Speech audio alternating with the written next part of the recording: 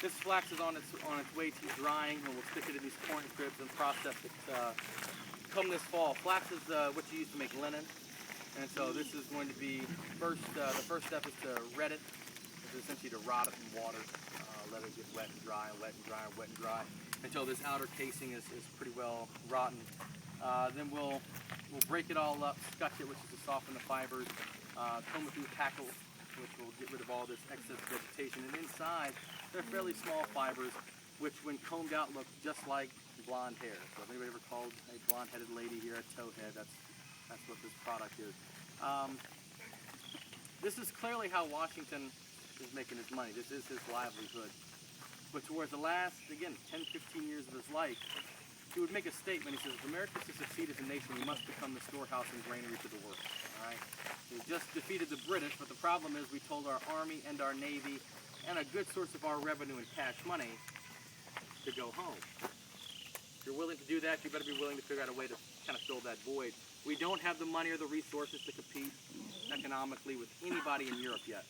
But Washington realized the one thing we do have, we've got more land than anybody else in Europe's got, and we've got more farmers. In 1790, 90% of Americans described themselves in the census as farmers. Okay? So we've got land and we've got farmers. If we can just sell the excess, which is the one thing farmers in America are not doing.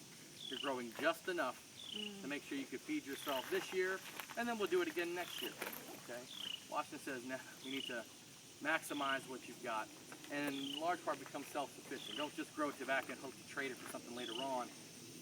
He's growing everything from, as we saw through the Sundries field, broom corn and flax and cabbage, squash, broccoli, cauliflower, cotton, tobacco. We've seen all of it.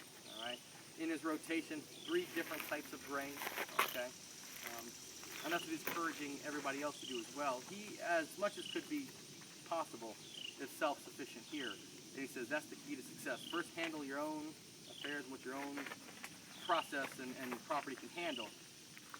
And then do as much as you can extra, because that's all cash. It's all money in your own pocket.